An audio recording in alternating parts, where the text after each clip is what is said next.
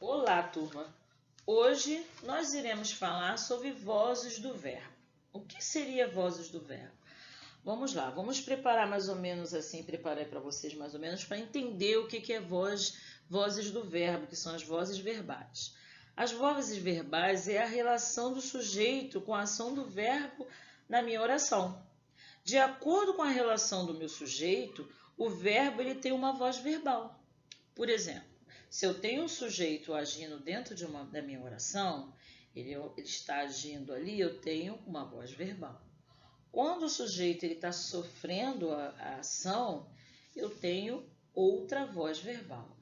E quando eu tenho um sujeito que sofre a ação e pratica a ação ao mesmo tempo, eu tenho uma outra voz verbal.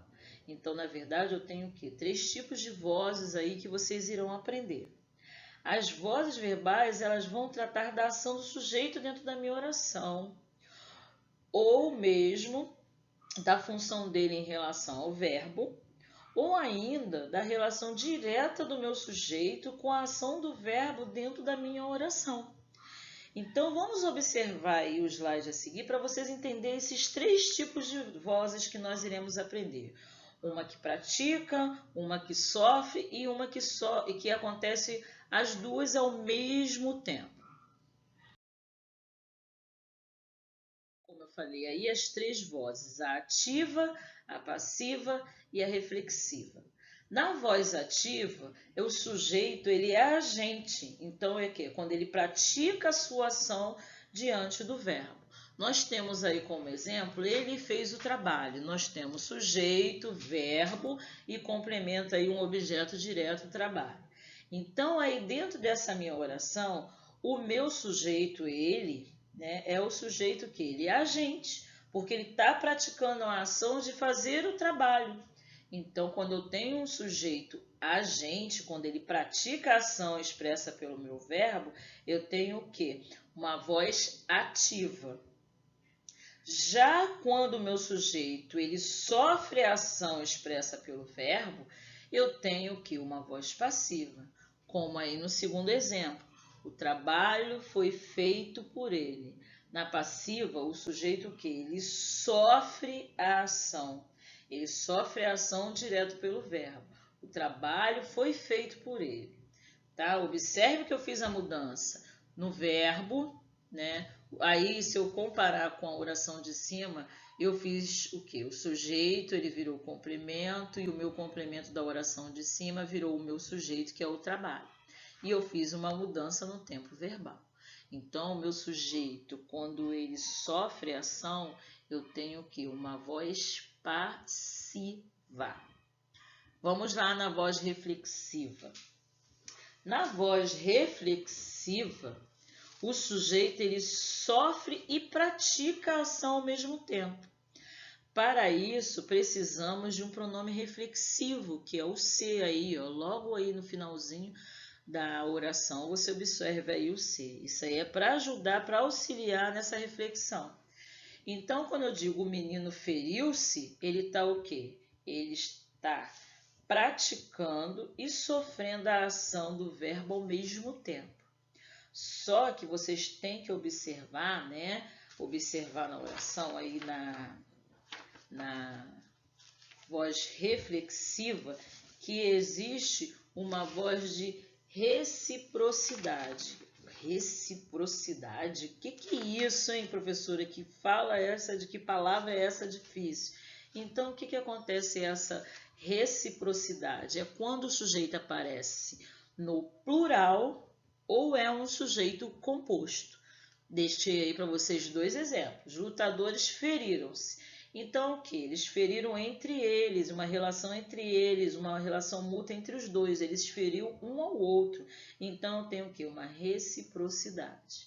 Mesma coisa acontece quando o sujeito é composto. Marco e Paulo feriram-se um ao outro. Então, tem uma voz reflexiva de reciprocidade, tá bom? Então, isso aí é os meus 3 tipos de vozes. Ativa, lembrando que é quando o sujeito, né, é agente, que ele pratica ação. A passiva, quando o meu sujeito é paciente, quando ele sofre ação, e a reflexiva, quando o meu sujeito é agente e paciente ao mesmo tempo, lembrando que eu tenho que colocar um pronome reflexivo ser. Agora, dentro das minhas vozes passivas, eu tenho duas formações de vozes aí dentro da minha voz passiva. Observe.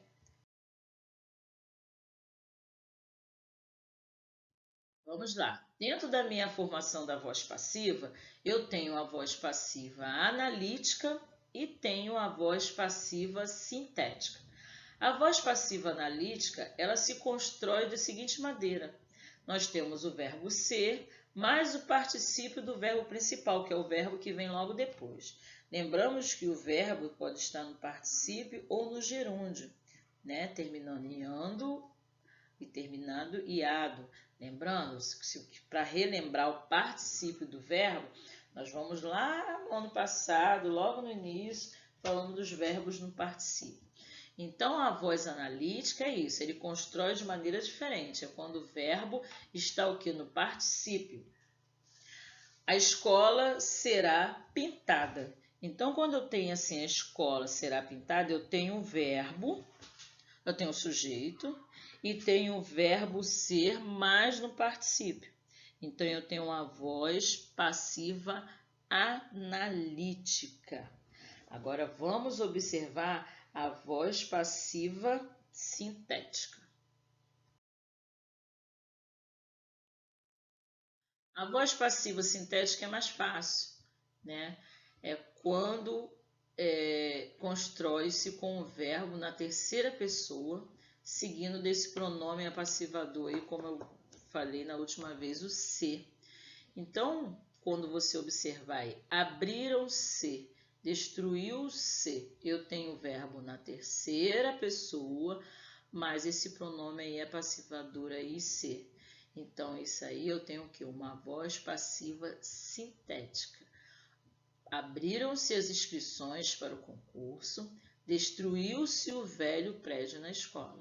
Isso aí eu tenho uma forma o quê?